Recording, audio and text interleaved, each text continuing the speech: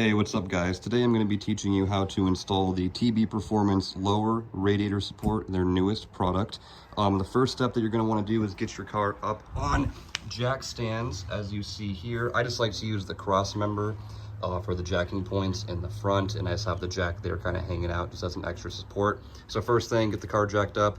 If you have a skid plate, which I do not, but if you have a skid plate, you're going to want to remove the skid plate, or some people might call it a splash shield. Go ahead and remove that, and the next step is going to be to remove the front bumper, which is also really easy. First thing you want to do is take out the headlights. As you see, I already have them off. It's held in by one bolt right here and another bolt right here. On the other side, passenger side, held in right here and held in right here. It is 2 T30 Torx is what holds them in. After you have the headlights out, you're going to want to come over and start to remove the bumper. You'll have to remove this bolt here, and a clip that goes here on the fender liner. Also T30 Torx. And you want to do that because then you have access to these bolts that are right there. That little knob right there, there's actually 2 bolts that hold it in, and they're like the hardest part of this whole bumper removal process. And if you go over here to the other side, it is the same thing. You just got 1 bolt here that goes right there, this one here, and then another clip.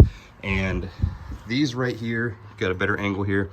So there's a bolt in here and there's a bolt right here, and you have to hit them from underneath. So go ahead to remove your bumper. Like I said, remove the 2 headlights, take out all of those screws on the side with the fender liner, and then start to try and tackle these guys here. They are a 10 mil.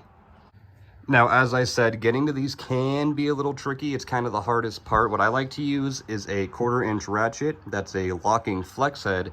So that way I have the angle required to get in there, and I have enough room for a good swing, and I can get a good turn out of the bolt every time. If you don't have one of these, you might have to go from the bottom with a long extension and come up. But if you have a flex head, it will make your life so much easier. Now, just so you guys know, you don't actually have to fully take either of the bolts out. If you just loosen them enough and you just give it a very gentle pull, it'll actually come out without fully removing the bolts. You can fully remove them if you want, but they're kind of a pain in the ass to get back in and remove. So your best option is probably just to leave them loose. Okay, and once you have those off, you'll have to come under the car after you've already removed the skid plate, of course, and you'll have a couple more bolts here. You'll have 2 more T30s here on each side of the fender liner, and you'll have a couple here on this splash shield that's connected to the bumper. You don't have to remove these clips from this upper splash shield, or I'm sorry, frontward splash shield, because it will just come off with the bumper. So you can go ahead and leave this on. Just makes everything a little easier. But you will have a couple bolts around this front splash shield that are holding it to the lower radiator support that you need to remove. All right, now moving up top, you have a T30 here and a T30 here. Go ahead and remove those. You will also have a T30 here, here, here, and then these 2 identical like the other side over here, and then these 2 plastic clips that you also need to remove. After you've got these removed and you have this top part all loosey-goosey, don't forget to remove the cable on the hood latch here. All you have to do is pull up right here, give this guy a little tug, and you can pull this right out. After that, we're going to go ahead and remove this little clip here. There's one on each side. It's right under where the headlight is. All you have to do is pry up on this here, this little gray piece, pry up, and then slightly pull out. This black piece is part of the bumper. So pry up on the gray and pull out, and this black piece will unnotch itself. Now, once you have removed those clips, gently just kind of grab the bumper from the front here and make sure your sides are detached from here, and just very slowly pull out. Be patient. You know, if it's a little rough, if your bumper's never come off before, it might come off a little rough. Do not force it. You will be very disappointed in yourself if you break something, scratch something. Just take your time. It will come off. They can be a pain in the ass. But once everything's disconnected, very gently just pull it forward, and all you have left to do is disconnect this here. And I believe this is for the fog lights. I really don't know. But just go ahead and unplug this and you'll be good. All right, and now that that is unplugged, we are completely free. Bumper is now completely off. As you may notice, my Focus ST might look a little bit different than yours. If your ST is stock, you're probably going to have an active grill shutter system here in the front, and possibly a couple of the plastic like air scoops that are held in mainly by clips. If you have those, you should be able to figure out how to remove them. I obviously don't have them on here anymore, so I can't show you. There's guides online if you really can't figure it out, but they're really pretty easy to remove. All right, now once you're at the step where you have the bumper off and you're ready to start removing the original lower radiator support to put the new one on, first thing you're gonna wanna do is come over here to the passenger side and disconnect the horn here. After you unplug the horn, there's also a, what appears to be, I think it's a 10mm nut here holding the horn to the OEM radiator support. Go ahead and remove that. All right, once you have the horn disconnected, you really only have 4 bolts. Here's the 2 on the passenger side, and then here is the 2 on the driver's side, which I already have disconnected. You really only have 4 bolts holding this in.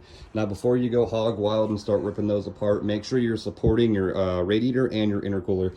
So what I've done here is I have a jack, and I'm not applying a ton of pressure. I just kind of have this intercooler resting on it in its natural position, supporting the front mount intercooler. And then for the radiator, ratchet straps will work best. I'm just using these little bungee cords here. There's like these little tab holes that you can see that I have it hooked into, and I literally just have it wrapped around. This one is secured on the battery hold down right there, and then over here on the passenger side, same thing. I have it in a little hole clip thing on the radiator, and I just have it wrapped around, and it's holding tension up here on the AC line. Just trying to keep everything in its natural position, because the only thing holding them up is the radiator support. So you got to make sure you keep these supported while you're swapping them over. Okay, and then once you have everything supported, you can go ahead and remove the 4 bolts. They are a 13 with a nut on the top. Okay, now that we have all 4 bolts out, as you can see, this thing is loosey-goosey, and the only thing holding it in is now the rubber support mounts that the radiator just kind of sits on, which are also attached to here. You can either try to remove it from here and let the rubber mount stick onto the radiator. I suggest trying to separate the mounts from the radiator, transfer them over to the new bar once it's off, and then that way they should just slide right into the radiator once they're on the new bar. So you'll want to just go ahead and get a screwdriver or something in here just to kind of pop them off. Again, try to be careful not to apply too much pressure on this radiator or anything like that, just so it kind of tries to stay in its natural position. So I thought it would be easier to remove these from the radiator, but that's just not what happened. It just came out with those still attached to the radiator, which is fine because it came out easy. But here is the OEM support.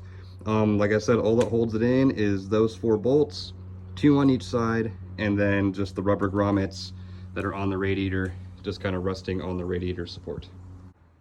So here's the comparison of the TBperformance Lower Radiator Support and then the OEM radiator support. As you can see, this one is much thinner. It allows you much more access to your charge pipes here, things of that nature whenever you are working on the car. And it's just overall much better quality. I mean, just for an example, me pushing down, nothing happens. Me pushing down on this, the whole thing flexes. This is a piece of shit. This is a piece of American craftsmanship. All right, guys, as you can see, I do have the lower radiator support in place right now, and it does look fucking sweet.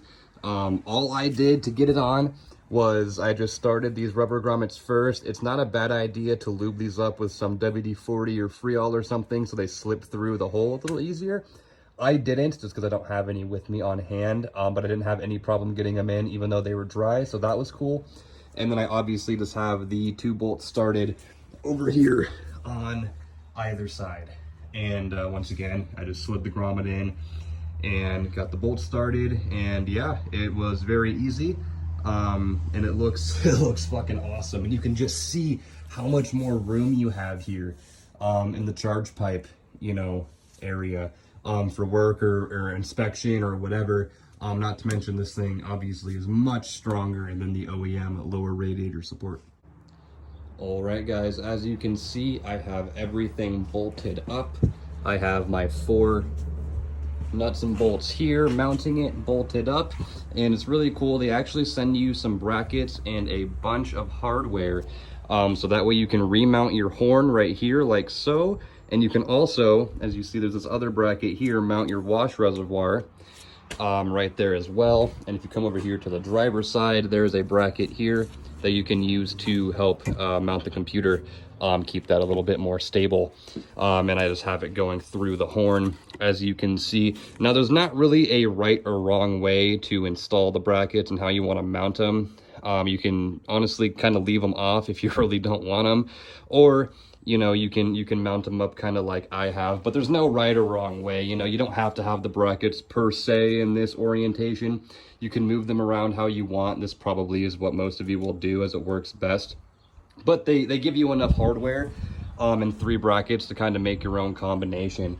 And so really we are done here. Everything is mounted, everything is tight.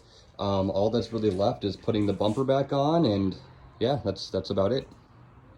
And we'll just get one last look here before we put the bumper back on of what this lower radiator support looks like fully installed. And again, guys, I must say it looks very nice. Fit very nice, no fitment issues. Definitely a quality product. Okay guys, once you have your bumper back on the car, just make sure you push these tabs fully through the gray plastic tab. If you do not, it will not line up. So just make sure you do that. Put all your screws back on the top, hit your bolts here on the sides on both ends, and you should be good to go. Okay guys, the bumper is back on and everything is tight, everything's put back together. Obviously you can't see the lower radiator support very well with the bumper on. You can kind of see, it's hard to see with the flashlight and the shadow, but it is under there. You can see it through the grill if your grill is shaved, or if you just have the grill missing, you can see it. But yeah guys, that's it. If you guys have any questions about the install, just feel free to ask and I can try to help you out. And yeah, if you guys want to follow me on Instagram at CokedOutST, that'd be cool. All right, guys, bye-bye.